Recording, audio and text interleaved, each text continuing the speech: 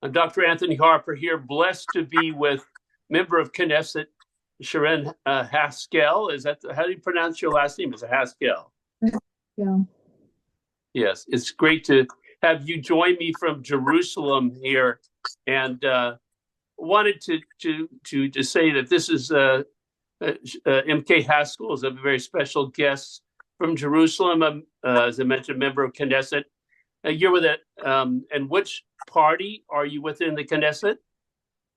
I'm a member of the New Hope Party in the Knesset.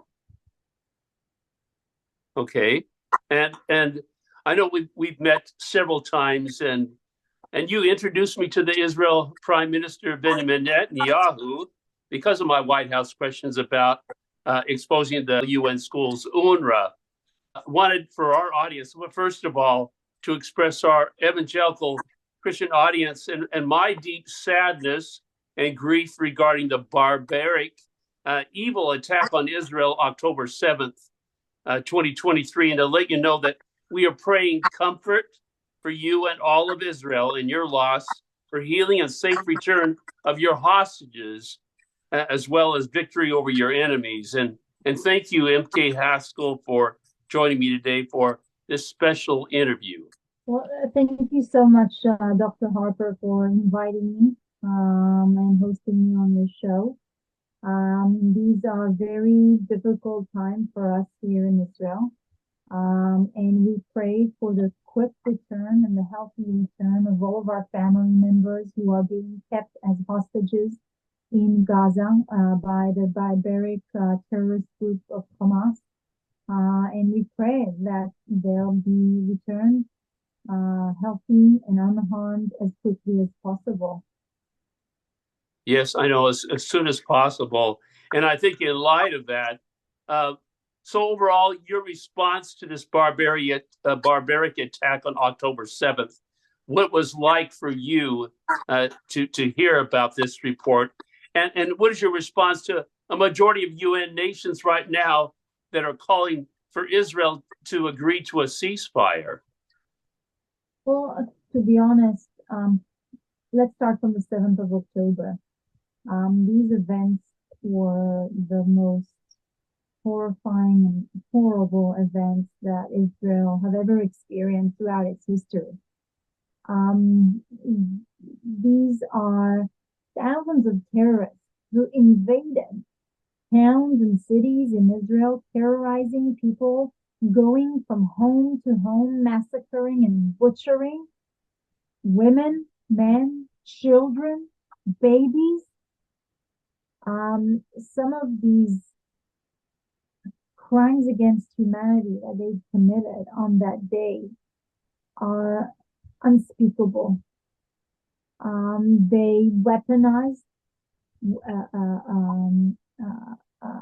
violently women attacks, like violence against women was weaponized by Hamas. You know, the atrocities and the magnitude of what had happened there is just unimaginable. And we are completely devastated by those events. Because of that, Hamas has left us no choice but to enter Gaza in order to, first of all, bring back our family members who were kidnapped, who are being abused and drugged and beaten and raped from their dungeons and from their tunnels. We want to bring them back, and this is one of our priorities. And the other one is to completely eliminate that terrorist organization, this ISIS-Hamas organization that committed atrocities and crimes against humanity. This is not an Israel-Palestinian war. This is a war on humanity. This is a war against radical Islam. This is a war that Hamas waged on our values, on our the sanctity of life, freedom, equality, all those values that we share, American values, Israeli values, that was a call for war on our identity. And this is what we're fighting at the moment. And so when you hear those demonstrations back in your home, Anthony, on your doorstep, calling to globalize intifada, calling that resistance in any means, murdering babies, burning them alive,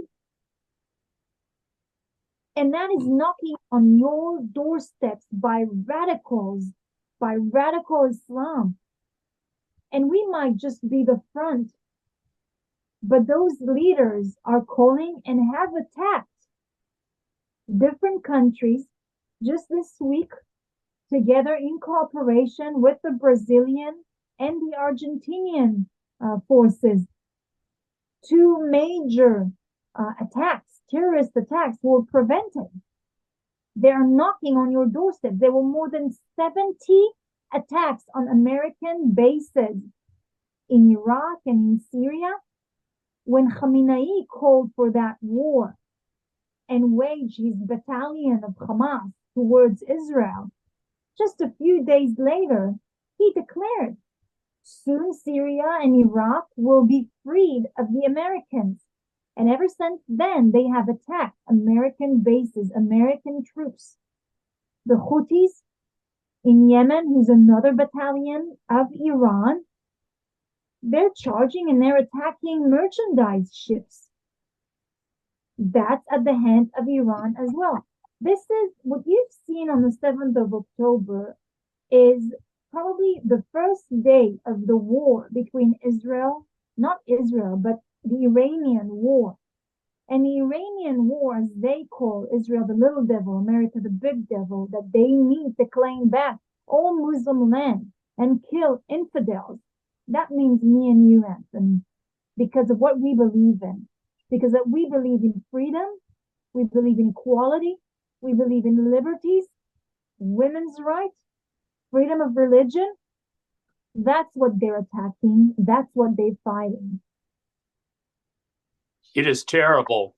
And what adds to this is when we hear the UN nations calling for Israel to have a ceasefire, being so insensitive and opposing Israel.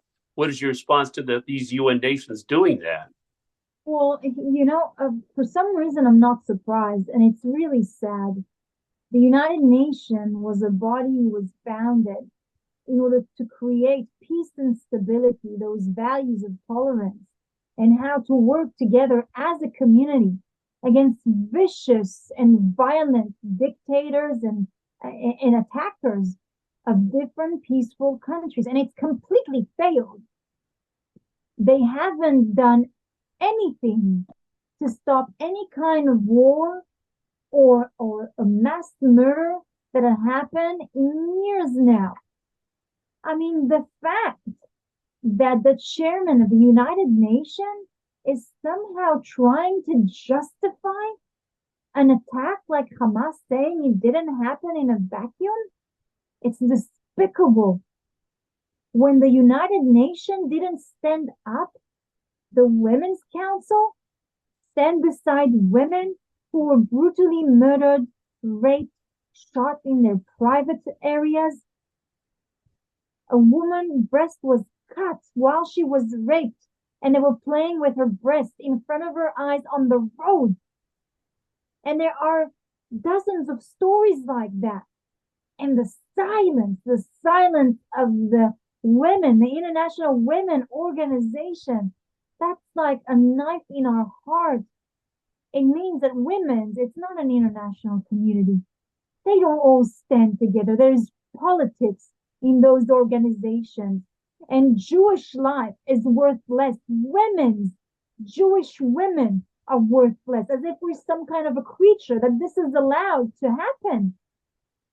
Mm-hmm. I mean, when Iranian women bravely went out marching, when the Ayatollah regime and Khamenei massacred women and raped them and imprisoned them, and they were all demonstrating by cutting their hair as a mean or as a symbol of grief.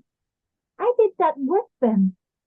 And many women around the world supported them by cutting their hair.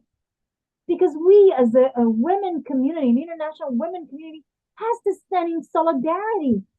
There isn't a justification for any kind of action like that. There isn't a justification to weaponize violence against women, period. No matter whether you're Iranian or Jewish, Syrian or American, it cannot happen. And the international community has betrayed the Jewish people. It betrayed the Israeli community. And so right now, when you hear, South Africa putting and filing to the ICC a court as if Israel is committing a genocide, that's absurd. How ridiculous is that?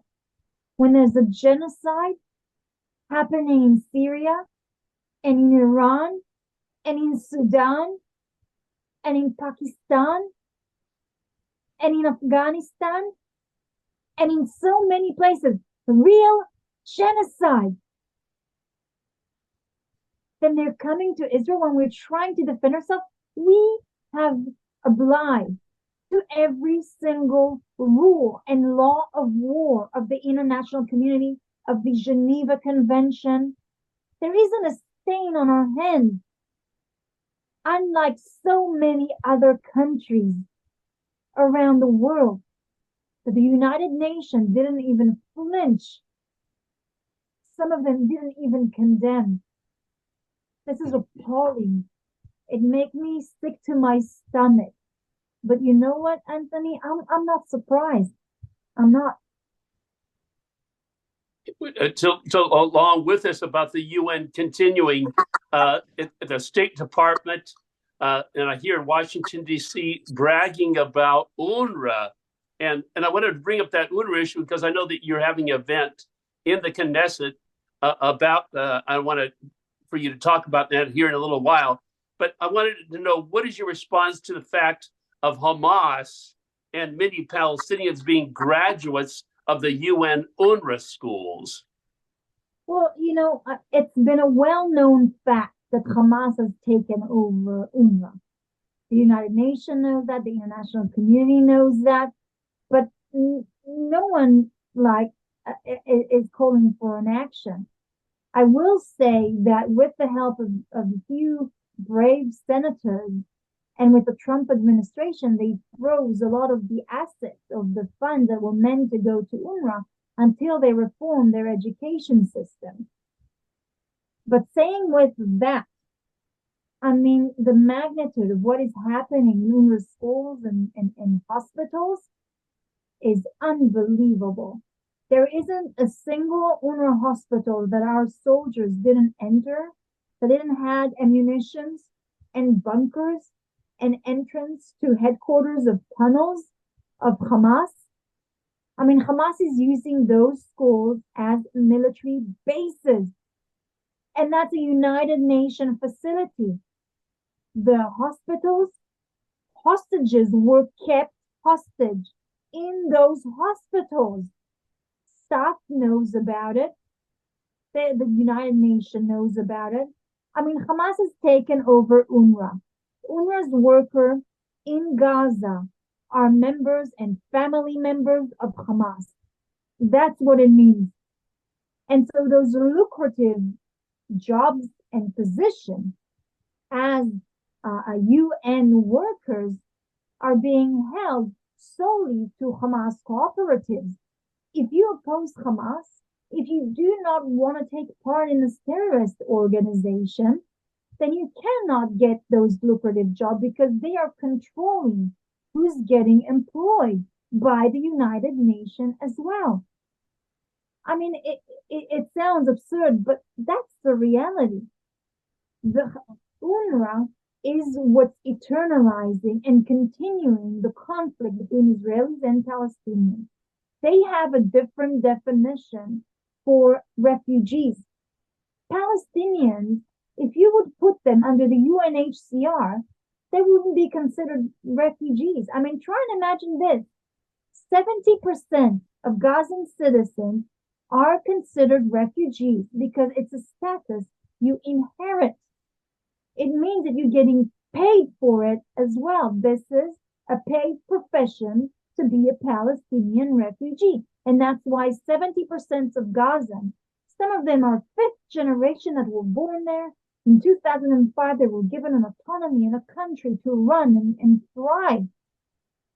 And still, the United Nations has considered them refugees in order to build them housing. And the housing is not those tents that you see in many United Nations refugee camps. These are villas that are being built in Gaza for them. These are hundreds of school and education system that is completely funded by the United Nations. Healthcare. So instead of standing up on their own feet, Hamas leadership has said, one of Hamas leaders was asked in one of those interviews, Hamas, you spend so much money, billions of dollars on building an underground city with weapons and ammunition without end. Why didn't you also build shelters for Palestinians and looked after them? And you know what he answered? He said, that's not my job. This is the job of the international community. And it's true. It's true because the United Nations is funding the entire system. And it's like a paid profession to be a Palestinian refugee. And so as long as UNRWA exists in this context that it exists at the moment, there will forever be a continuation of Israeli-Palestinian conflict. I just want to reiterate my deep sadness and grief along with our audience about what you and others in Israel are going through, and our audience praying for protection over the Israel Defense Force is a very troubling times. And I want to follow up regarding your concerns about UNRWA. So basically, you might have answered my question already about how UNRWA schools that see Israel, that portray Israel as the illegal occupier, and that Israel is Palestine. How does that lead to this rise of anti-Semitism, Jew hatred, and anti-Israel rhetoric policies? Their entire education system is based on the values of hatred and violence and racism. It's all through their textbook. Now, you don't need to take my word for it.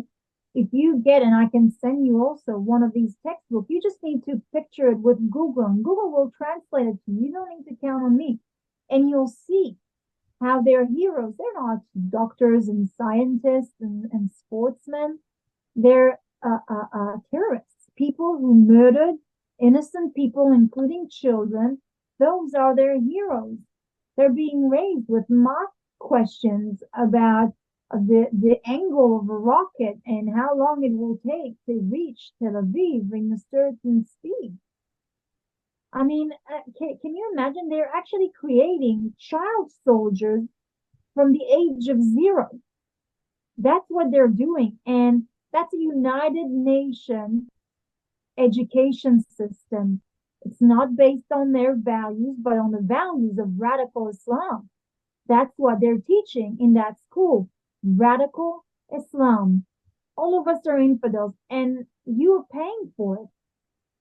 And so how can we have a better future when those kids are being educated like that? What kind of an idea of the day after the war we have when that school system is perpetuating the conflict in a sense that one day from the river to the sea, Palestine will be free of Jews and the land will be yours for taking. You will all have land in Tel Aviv and in Haifa and Nahariya and Akko. And those are the ideas and values that they're being raised. And so when they immigrate later on to America, like now, and to Canada, they come with a whole baggage of hatred and racism and a good seed of radical Islam that can quickly turn into something violent that is actually dangerous in Western society. So when we're talking of maybe a better future for Israelis and Palestinians, we have to deal first with UNRWA. It cannot continue to perpetuate that hatred, that violence, that conflict.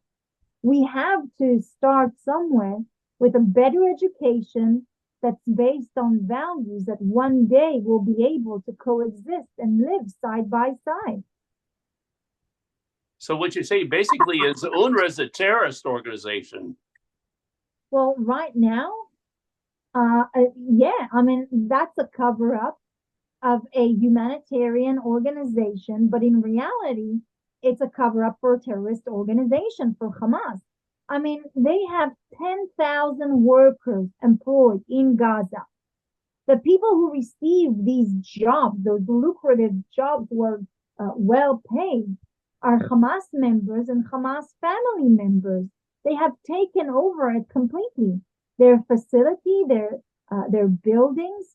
We know that because we've entered there. We have documents that shows that. And so, yes, absolutely.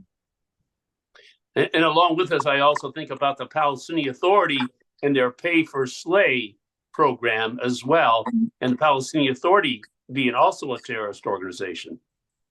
Yeah, I mean, absolutely. The Palestinian Authority is not that much different than Hamas, and it's important to note that their leadership did not condemn and did not spoke, in any way that might say that the 7th of October events are something that cannot happen. Even Jibril Raju said that that's part of a resistance. He said that Hamas is part of the political arena of the Palestinian people. And when they do have a program that is paid for slay, you understand that they are promoting people to go out and murder Jewish people, children, women, anyone on their side. So no, they are not better than that.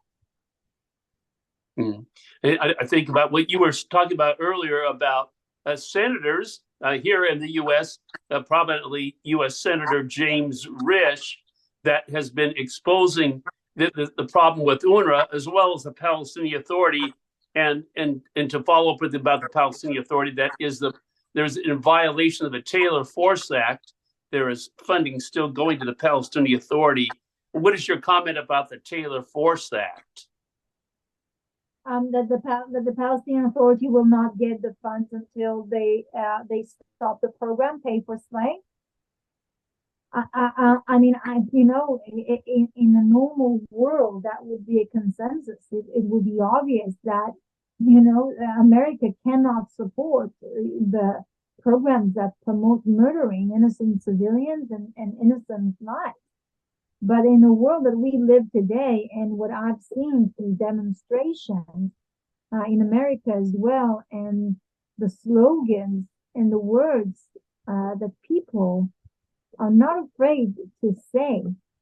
I've seen some terrible demonstrations and words being said on New Year's Eve, trying to, destroy celebrations of Christmas. I think it was Memorial Day as well. People taking off American flags and disrespecting the community and their feelings. There was just recently, many of the younger generation were going through reading Obama letter to America and praising Osama bin Laden, and praising Osama bin Laden for the things that he's done, saying they understand him, murdering innocent people. In what name can anyone justify, or I mean, it feels like the world has gone mad. But, it gives me a sense of relief to know that there are senators like that who are standing, who have a moral clarity and are standing for what's right. And it gives me a lot of hope.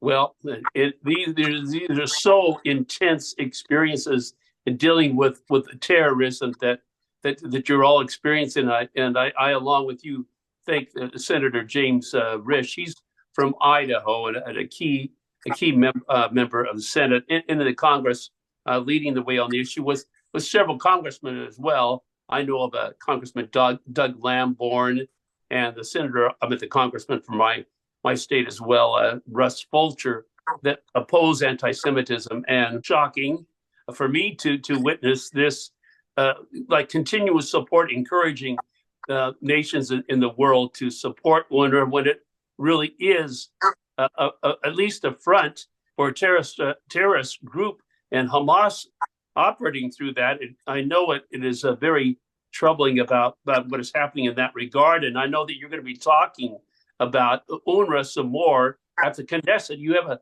special meeting coming up. Tell our audience about a little bit of what's going to be included in this special event you have regarding UNRWA at the Knesset.